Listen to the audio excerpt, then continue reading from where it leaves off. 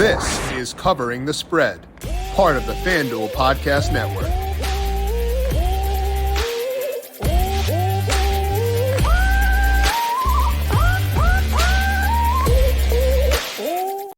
The English Premier League is back. This weekend, they have their first match week of the year, and it comes with some news. Harry Kane potentially on the move. We're going to talk about Harry Kane. We'll also talk about this week's game by bringing back Austan Cass. It has been far too long since we've had Austin here on the show. We'll break down his thoughts on the Harry Kane transfer. We'll talk about this week's matches and the futures market to get you ready for another year in the EPL, and then I'll talk some NASCAR later on. This is Covering the Spread right here on the FanDuel Podcast Network. My name is Jim Sonis. I am a digital media managing editor for FanDuel Research. Joined here, as mentioned, by Austan Cass. You can check him out on Twitter at Austan Cass. He's another one of the higher ups here for us over at FanDuel Research. And Austin, big news morning for today. But first, I got to welcome you back. It has been far too long. How you doing today? I'm doing well. How are you doing? I'm doing great. Ready to try to slowly ramp myself back up again. I will say that the World Cup has helped with this regard because it's forced me to watch some more soccer, which I've enjoyed. So I know that that was not part of your mission because we were talking Premier League and stuff like that. But you got an assist across the summer from the World Cup, which should help you. Yeah, for sure. Good. I'm glad to hear that. It's been awesome. And I actually think the Spain-Netherlands match tonight could be one of the best matches of the tournament. So it should be fun. It's actually a good time to watch too, 9 p.m. Eastern. So exactly.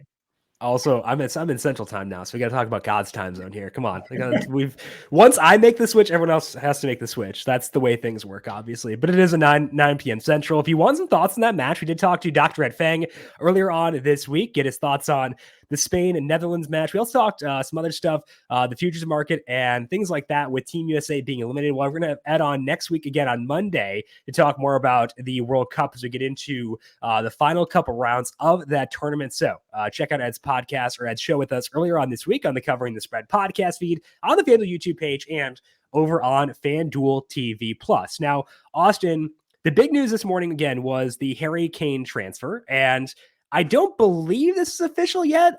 You can correct me on that if you want. I don't actually know the status of it because, again, I am a noob when it comes to all this stuff. So first of all, what are the details behind this, and what does it mean as far as betting EPL with Harry Kane likely on the move? So I think you're right in saying that it's not official yet, but this has been the rumored move all summer, and it really seems like there's so much smoke now that it's going to happen. Kane's contract is up after this season, and he's made it pretty clear he wants to leave. So Tottenham, this is their last chance to get anything for him. But without him, they're in a lot of trouble. I think not like relegation trouble or anything, but I could be wrong, but I think they're going to have a fight just to finish in the top half of the league. I think they've been super reliant on Kane, and he's going to be gone, and so they're going to have the rug pulled out from under him a little bit. But yeah, it's just big news. It's huge news. He's one of the best strikers in the world, and he's leaving and giving up a chance to win or to finish as the all-time leading scorer in the Premier League, which I thought he wouldn't want to do. But at the end of the day, I think he just wants to win, and he's probably going to win a lot at Bayern. It's very helpful to have you on today because our parent company, Paddy Power, one of the other Flutter companies, they have a great Twitter account, and I want to understand their tweets because they always seem very funny when I understand them. And so if I can have you translate their tweets for me, for the ones that I don't understand, I will feel better about myself. So thank you for explaining this so I can actually understand and respect how good their social media is. Yeah, okay, yeah. So likely no Harry Kane in the EPL for this year, but we do still the futures market, and the golden boot market is down because Harry Kane likely being transferred. So that one we can't talk about, but there are plenty of other futures to dive into before match week 1. Final time to talk futures before we actually see these players on the pitch. So Austin, any futures you want to lock in before we get the matches underway on Friday? Yeah, I'm super interested in the outright winner market that you have up there right now. City's minus 140. City was really good to us last year when we jumped on them. I think the first time I came on your show. I'm actually going to go against City this year. But with that said, they're the best team, which is pretty obvious based on the market there. But I think they're a little bit overvalued. So I'm interested in both Arsenal and Liverpool, but mostly Arsenal. This sounds weird to say because City won the treble last year, which is the Premier League, the FA Cup, and the Champions League. And they also had Erling Haaland set a record for goals in the season in his first season in the Premier League. But City actually were worse in attack last year than they were in the year prior in 2021-22. They scored 10.0 fewer XG by FB Ref's expected goals model last season. And on top of that, they lost, Ilkay Gundogan and Riyad Mahrez this offseason and haven't really replaced them as of now. Gundogan was arguably their most important player last year, especially down the stretch. There's also a chance that Bernardo Silva leaves, which I don't know if that's going to happen. Soccer rumors are really crazy, but it's 2 straight summers that he's been rumored to be leaving for Barcelona. So I think he probably stays, but if he left, that'd be a third really key player that would be departing. So all in all, I think City took a step back in attack last season. I think they have gotten worse in attack this season. So they might be a little more vulnerable this year than they've been in a while. And Arsenal, meanwhile, total 180. They gave City a run last year and appear on paper to have really improved. They signed Declan Rice, Urian Timber, and Kai Havertz. They had the youngest average starting 11 in the league last year, so they're definitely a team that's on the rise. And you might have some hesitation in backing them because of the way the season ended last year. I mean, really, not to cut straight to it, they kind of just sort of fell apart when the going got tough the second half of the season there, especially down the stretch. That may give you some pause in backing them, but they were actually in this same position 12 months ago before last year. In 2021-22, they ended the year really poorly, disappointing finish, and missed out on the top 4. So heading into last season, it seemed like, man, how are they going to recover from that? And they really recovered well and nearly won the league and overall had a really good season. So this team has shown resilience, and I really like them at that plus 500 number and think that's going to shorten throughout the year. Yeah, sometimes for a young team, it can just take a while to learn how to win, especially over a sustained period. And the EPL season is so long. It makes sense that it would take a while for them to kind of figure out how to have the longevity required to take down the championship. Man City currently minus 140, as you mentioned. Arsenal is 5-1. Liverpool plus 650. What's the deciding point for you in going with Arsenal over Liverpool, given you think both them may be enticing if Man City's overvalued? Well, that's a good question. I think you can justify putting some money down on both Arsenal and Liverpool at their numbers and hoping that City take a step back and one of those two win. But Liverpool is going to be amazing going forward. I'm not sure about the rest of the team, especially in midfield. But I think you can make an argument that if Liverpool's midfield ends up being better than what people are expecting, that plus 650 number is a really good number. But overall, I just think Arsenal is quite a bit better than Liverpool and is ready to take that next step and really win the league. Okay, so Arsenal 5-1, Austin's here in future over at FanDuel Sportsbook as of right now. Let's talk about these matches. 10 matches this week from Friday through Monday, so 4 consecutive days of matches. Austin, looking at these matches, what bets stand out to you right now over at FanDuel Sportsbook? So my favorite match of this first week is Aston Villa at Newcastle. I think both teams are super intriguing. Newcastle broke through last year, got in the top 4, so they'll be in the Champions League this year, had a fantastic season. Villa's basically trying to do that this year. I think they've had a good summer. They finished last year really well, and I think Unai Emery, their manager, is really a top manager. But I think Newcastle are really, really good, especially at home, and I like them at their moneyline price of minus 140. By FB Ref's expected goals model, Newcastle were actually the second best team in the league last year on expected goal differential. At home, they led the league in XG scored and amassed 43.3 XG in 19 matches, and they also conceded the second fewest home XG, just 15.6. So they were just really, really good at St. James Park and really good overall. Of course, this is a new season, but I think there's every reason to think that St. James Park's going to be just a fortress once more. For those who maybe aren't super tied into the Premier League, Newcastle's a massive club with a crazy fan base, and they're really you could just tell how much the fans were enjoying last season. And now that they're in the Champions League and the fans really have a reason to believe that this team could do something special, I just think their home environment's going to be crazy. They've also, I think, improved this summer. Sandro Tonali was a fantastic signing from AC Milan. He's a really good player that'll help solidify them in midfield, and Harvey Barnes, another signing, should be a nice addition in attack. So all in all, I think Newcastle are just a better team, and they've gotten better last year. And so while I like Aston Villa overall and think they're going to have a nice season, I'm jumping at the chance to take Newcastle at -140. Yeah, that's in the money line market where it's great after 90 minutes plus stoppage time. Newcastle -140 to win that match outright. That match is on Saturday. It is at 12:30 p.m. Eastern for you, Austin.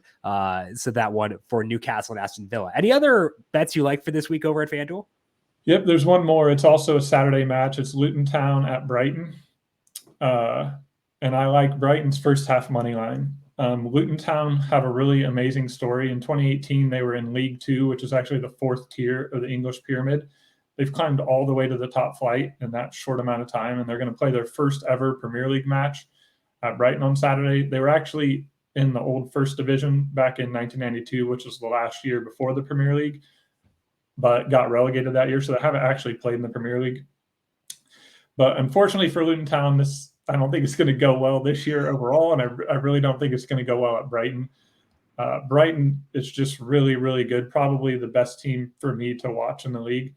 They had an excellent campaign last year, and there was some worry that they'd regress when their manager, Graham Potter, left midseason for Chelsea, but they actually got better under Roberto De Zerbi, and they finished the season fourth in XG differential and really gave all the big sides fits at various times.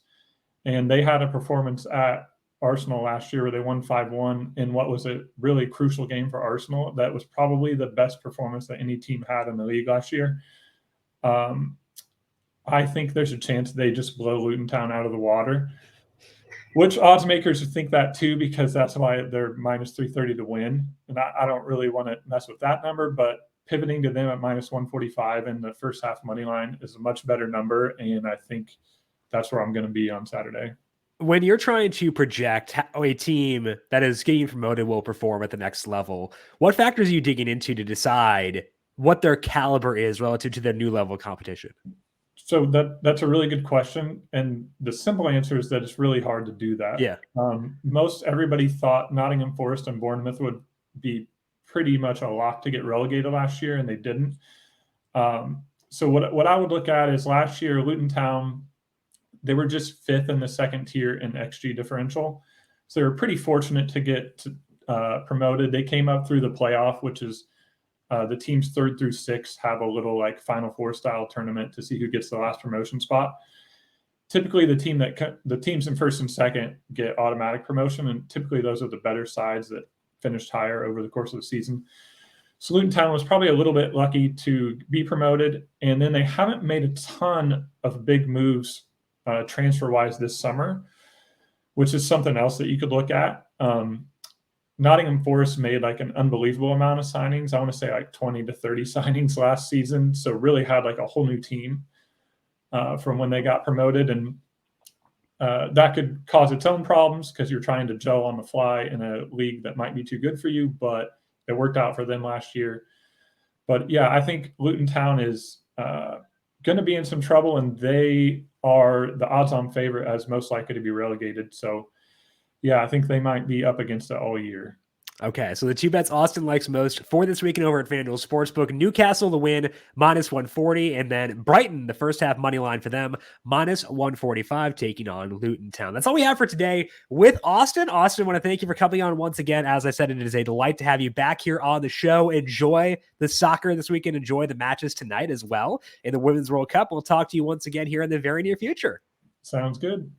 Alrighty, that is Austin Cass. Check him out on Twitter at Austin Cass. You can find all of his work over at FanDuel Research, FanDuel.com/research to find all that. We're going to talk some NASCAR here, talking the Cup Series and Xfinity Series in just 1 second. But speaking of the English Premier League, the link for this week's FanDuel Research Daily Fantasy Free Roll is now available at FanDuel.com/research. It revolves around Saturday's main slate for the English Premier League as they return to the pitch. Lock is at 10 a.m. Eastern on Saturday.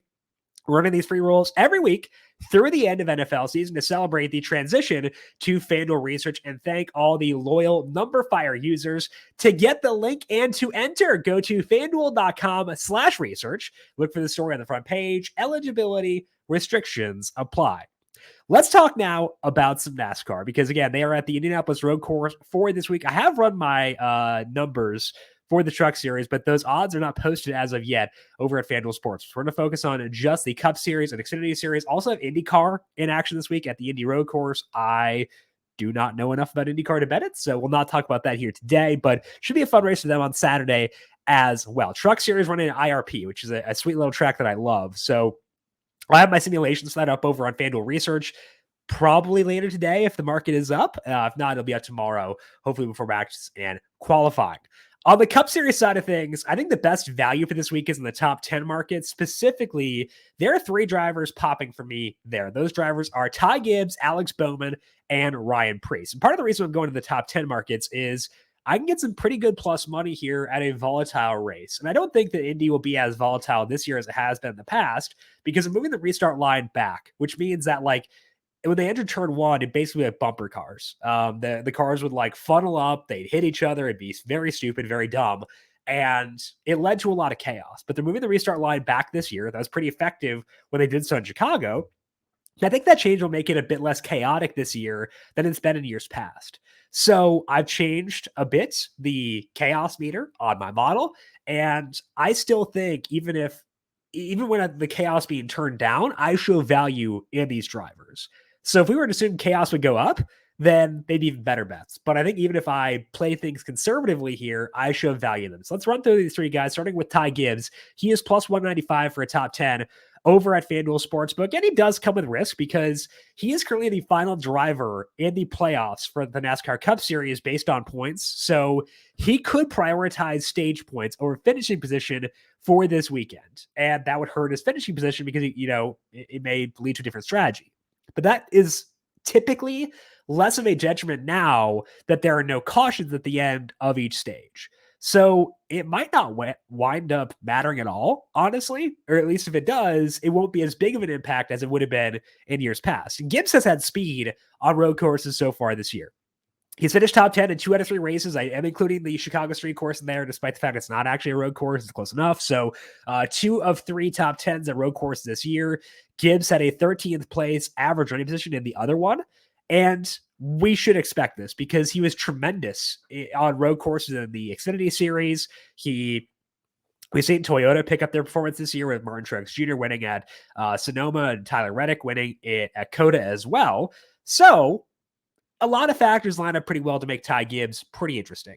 I've got him at 36% to finish inside the top 10. His implied odds are 33.9% at plus 195. So I will take that. I also did take Ty Gibbs 50-1 to win earlier on this week, but he's already at FanDuel, bit thinner value. I would still give it some consideration, but I think the recommendation here is going to be top 10. Similar thought process with Alex Bowman. I do show value in him to win at 65-1, but I think the better bet here is the top 10 market at plus 250. And no points racing concerns here. Bowman, I think, is far enough below the cutoff where he'll prioritize trying to get a win. So don't need to worry about that with him. He is longer odds to finish top 10 than Gibbs because he's plus 250, but I actually have Bowman's top 10 odds higher than Gibbs. He's at 42% for me, and the implied odds are 29%. So the better value between the two is Bowman. Bowman, I don't think it's outrageous. He could contend for a win here. He finished 3rd in COTA this year, 2nd at COTA last year as well. His finishes at the non-COTA tracks are not as dazzling, but they also aren't terrible. The one exception, Chicago, where he had an electrical issue after he spun, but he's running pretty well before that spin. So not a huge concern there. I buy into what the model is saying about Bowman. I do think you could consider him to win, maybe a higher upside market, like a top 5 or something like that. But plus 250 for a top 10 is too long for this team and this driver at what could be a still higher chaos track than what you get at places like Sonoma and Watkins Glen. The final guy is Ryan Preece. He is 8-1 to finish inside the top 10 for this weekend. And I would shop around as always because I was able to get Preece at 10-1 elsewhere earlier on this week. So see if you can find 10-1 out there somewhere. But he's a value for me at 8-1 as well. I Preece at 17.7% to finish inside the top 10. His implied odds at 8-1 are 11.1%, which is a pretty decent gap. And it's a gap that I agree with. Preece had started to run pretty well on road courses before the end of his time with JTG Doherty Racing. And those gains for him have translated well enough at Stewart-Haas. 3 races so far. He was running well at COTA before got caught up in a crash. I think I had him as a top forward as a bet that weekend. He was getting close to it, but then got wrecked out there, didn't finish well. Finished 13th and 15th in Sonoma and Chicago, respectively. And he had a decent average rank position in both those races as well. Priest is in a spot where he definitely needs to a win in order to advance. And he did have good speed in Richmond.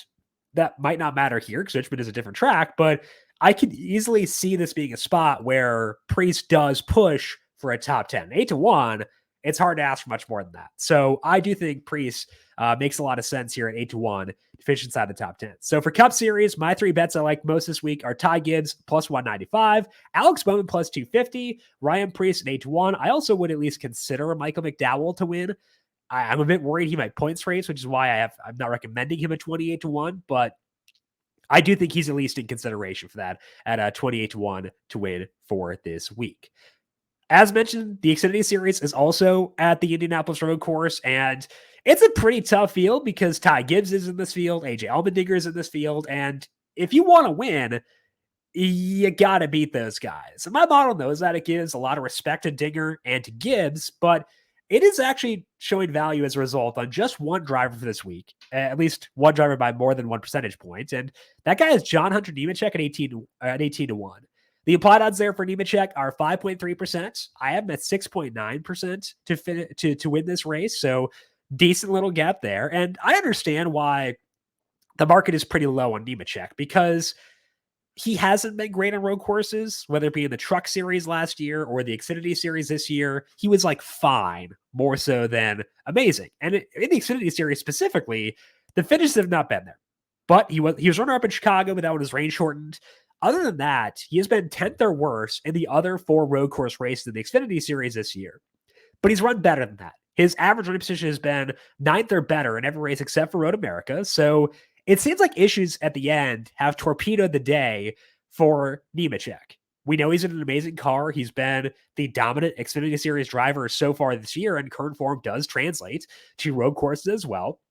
He's a good overall driver. So I think the finishes for Nemechek on road courses are pretty fluky. I prefer Nemechek in markets where he's not contending with Allmendinger and Gibbs. And there is a group bet out there that lops off those two, has Nemechek in it at pretty decent odds. Looking at that, top 5 markets, maybe a podium market, those are all pretty attractive to me. But with FanDuel posting just outrights, I don't hate Nemechek at 18-1. I think Nemechek is undervalued, even if I understand why his odds are longer here. So John Hunter Nemechek, the one guy I'm showing enough value on to consider betting for this weekend at the Indy Road Course on the Xfinity Series side of things. That's all that we have here for today on Covering the Spread. We'll be back once again tomorrow. Pitching Ninja will swing by. We'll talk about some strikeout props with him. That'll be up on the Covering the Spread podcast feed, FanDuel TV, Plus, and also the FanDuel YouTube page. Thank you once again to Austan Cass for swinging by. Check him out on Twitter at Austan Cass. Find his work over at FanDuel Research. I am on Twitter at Jim Sannes, JIMSANNES. You can also follow FanDuel Research at FanDuel Research. We'll talk to you all once again tomorrow. This has been Covering the Spread right here on the FanDuel Podcast Network.